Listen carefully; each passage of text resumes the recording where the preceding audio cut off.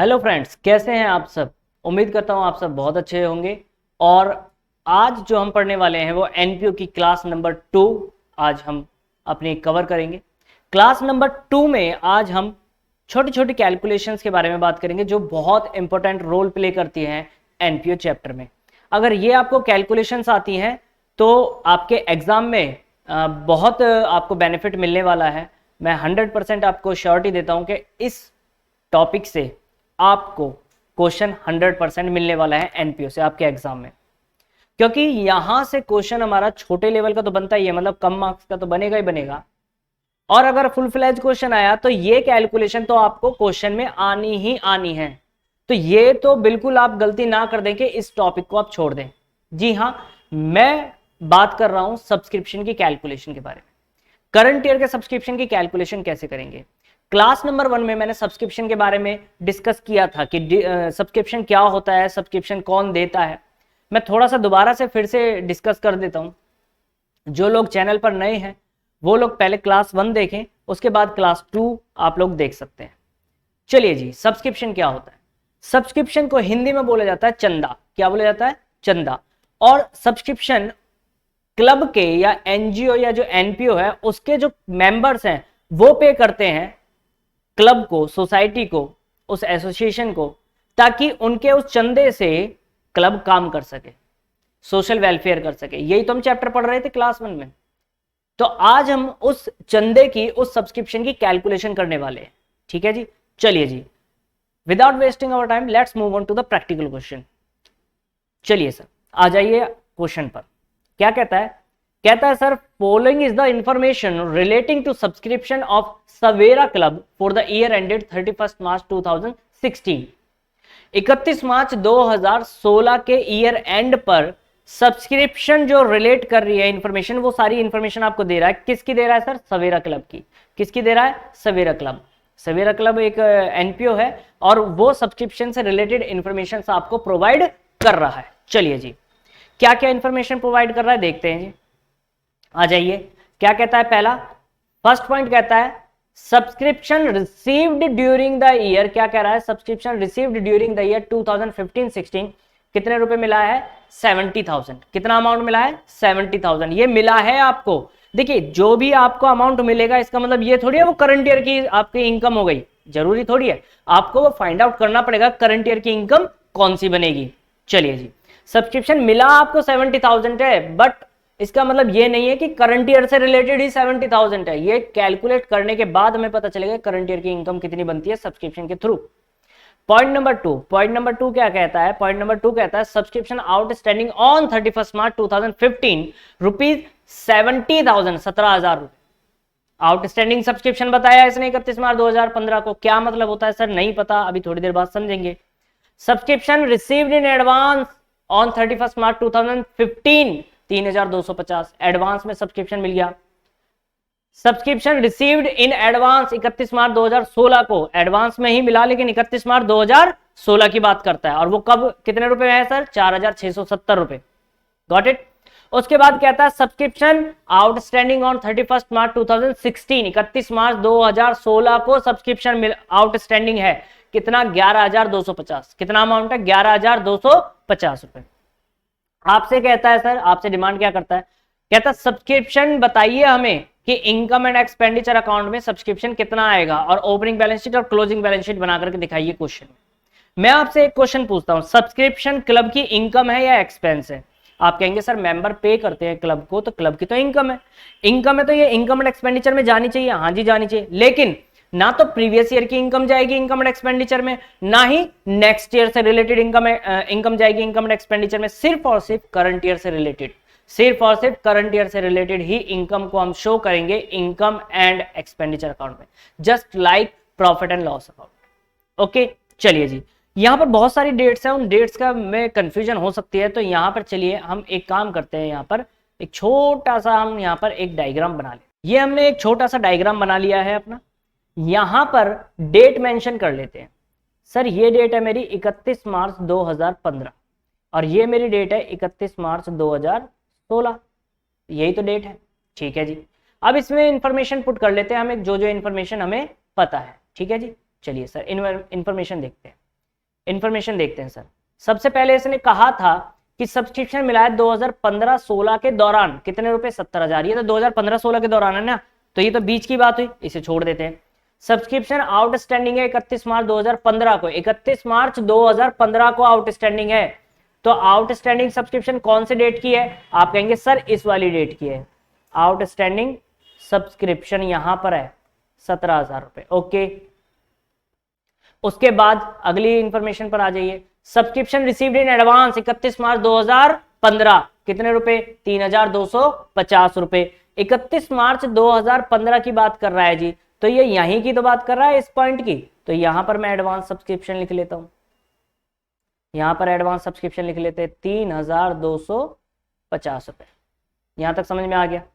उसके बाद देखिए जी, सब्सक्रिप्शन रिसीव्ड इन एडवांस 31 मार्च 2016, कितने रुपए? 4,670 रुपए। 31 मार्च 2016 की बात कर रहा है ये, तो 31 मार्च 2016 कहां पर आएगा सर? ये तो यहां पर आएगा, इस पॉइंट पर। यहां पर एडवांस सब्सक्रिप्शन बताया इस बार मुझे, ठीक है, कितने रुपए? 4,670 रुपए। Got it. उसके बाद सब्सक्रिप्शन आउटस्टैंडिंग ऑन 31 मार्च 2016, कितने रुपए?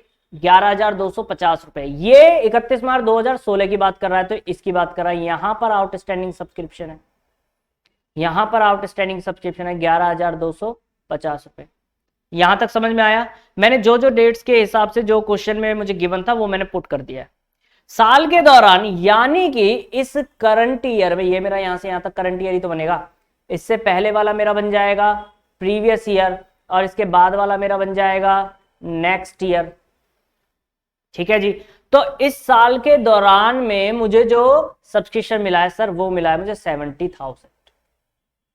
कितना मिला है? 70,000 इस पूरे साल के दौरान में, ठीक है। तो जरूरी तो नहीं है साल के दौरान मिला तो इस साल की इनकम हो गई, मुझे फाइंड आउट करना पड़ेगा ना कि करंट ईयर की इनकम कितनी है, राइट। अब हमें बनाना है income and expenditure account, opening balance sheet और क्लोजिंग बैलेंस शीट, ठीक है। तो income and expenditure account, opening balance sheet और क्लोजिंग बैलेंस शीट बना लेते हैं, उसके बाद में हम ट्रीटमेंट की बात करते हैं, ठीक है जी। चलिए sir, income and expenditure account बनाते हैं। ये मैंने यहां पर income and expenditure account, opening balance sheet और क्लोजिंग बैलेंस शीट प्रिपेयर कर लिए हैं, राइट। अब इनमें हम इंफॉर्मेशन देखते हैं कैसे कैसे किस हिसाब से आएगी। चलिए सर, सबसे पहले सब्सक्रिप्शन मेरी इनकम है या एक्सपेंस है? सर सब्सक्रिप्शन तो मेरी इनकम है। इनकम है तो किस साइड आएगी? आप कहेंगे सर इनकम एंड एक्सपेंडिचर में इनकम साइड आएगी, यानी क्रेडिट साइड आएगी। तो यहां पर मैं लिख लेता हूं बाई सब्सक्रिप्शन। कितना मिला था मुझे? 70,000 रुपए।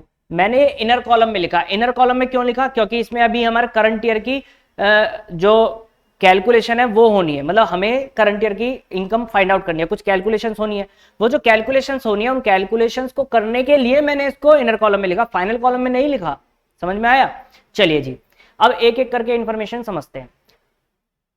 ये वाला जो आउटस्टैंडिंग सब्सक्रिप्शन है, कहां पर आउटस्टैंडिंग है? यहां पर, इस डेट पर आउटस्टैंडिंग है।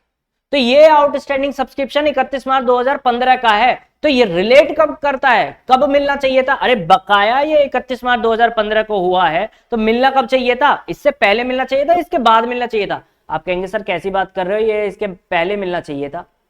ये तो इसके पहले मिलना चाहिए था। अगर पहले मिलना चाहिए था तो क्या ये करंट ईयर की इनकम बनी? सर नहीं, ये तो प्रीवियस ईयर की इनकम बनी। तो क्या ये आना चाहिए? सर नहीं आना चाहिए। तो इसको क्या कर देंगे जी? इसको हम लेस कर देंगे बेटा।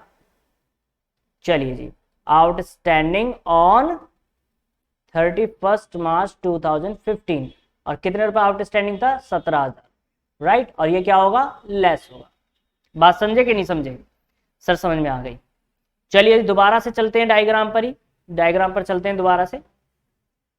ये जो एडवांस सब्सक्रिप्शन है, ये कब का एडवांस है? ये यहां पर एडवांस मिला है 31 मार्च 2015 को। एडवांस का मतलब क्या होता है? एडवांस पे अगर मुझे कुछ मिल जाए तो इसका मतलब क्या है? वो आगे के समय के लिए पहले मिल गया है, यही तो मतलब है। तो ये एडवांस में मुझे यहां पर मिला है, ये एडवांस में मुझे यहां पर मिला है।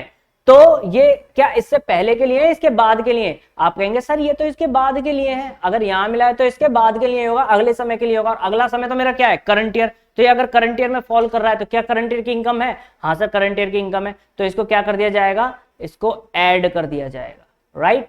चलिए सर, ये भी समझ में आ गया। एडवांस ऑन 31 मार्च 2015, ठीक है। कितना एडवांस था? 3,250 रुपए। और ये क्या होगा, ये ऐड होगा, राइट। चलिए जी, यहां तक समझ में आ गया।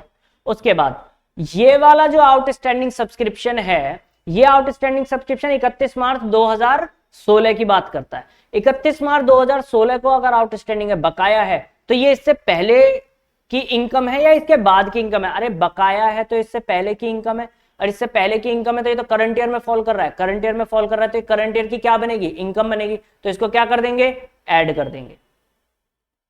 चलिए जी, इसको भी ऐड कर लेते हैं, करंट ईयर की इनकम है ना। आउटस्टैंडिंग ऑन 31 मार्च 2016, ठीक है जी, कितना था, 11,250 रुपए। बात समझे कि नहीं समझे? फिर उसके बाद ये जो एडवांस सब्सक्रिप्शन है, ये यहां पर एडवांस में हमें मिला है, ये यहां पर एडवांस है, तो ये इससे अगले समय के नहीं होगा या इससे पीछे वाले समय के नहीं होगा? आप कहेंगे सर ये तो इससे आगे वाले समय के नहीं होगा। अगर ये आगे वाले समय के नहीं है तो ये तो नेक्स्ट ईयर से रिलेटेड कर रहा है, करंट ईयर से रिलेट थोड़ी कर रहा है। तो क्या ये इनकम मेरी करंट ईयर की बनी? सर नहीं बनी। तो क्या ये मेरी करंट ईयर की इनकम में आनी चाहिए? नहीं आनी चाहिए। तो इसको क्या कर दिया जाएगा, लेस कर दिया जाएगा। एडवांस ऑन 31 मार्च 2016, ठीक है जी। अमाउंट कितना है, 4,670 रुपए, 4,670 रुपए, और क्या हो जाएगा, ये लेस हो जाएगा। फाइनली आपके पास आंसर आपके सामने होगा। समझ में आया? चलिए जी, कितना आ जाएगा, 70,000। तो फाइनली आपके पास आएगा 62,830, 62,830। ये मेरा करंट ईयर का सब्सक्रिप्शन निकला, तो इसको मैं फाइनली बाहर लिख दूंगा। समझ में आया इनकम एंड एक्सपेंडिचर अकाउंट? चलिए जी, अब बैलेंस शीट समझ लेते हैं। सिंपल है, जो यहां पर बैलेंस शीट बनेगी इस डेट पर, इस डेट की बैलेंस शीट में इस डेट की लायबिलिटी और असेट लिखेंगे, और इस डेट की बैलेंस शीट में इस डेट की लायबिलिटी असेट लिखेंगे, ठीक है जी। ये वाला जो आउटस्टैंडिंग सब्सक्रिप्शन है, आउटस्टैंडिंग सब्सक्रिप्शन कहने का मतलब क्या, बकाया, बकाया इनकम बकाया है, मिलनी चाहिए थी नहीं मिली, तो मेरी असेट है या लायबिलिटी है? असेट है।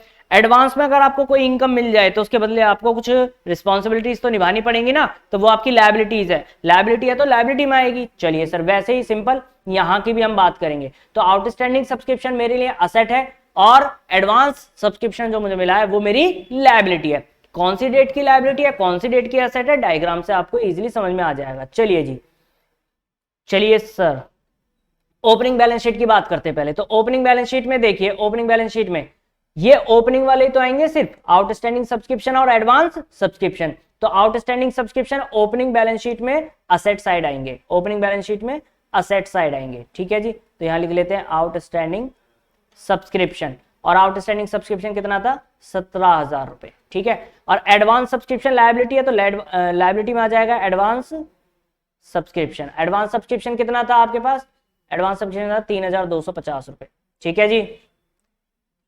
ओके यहां तक।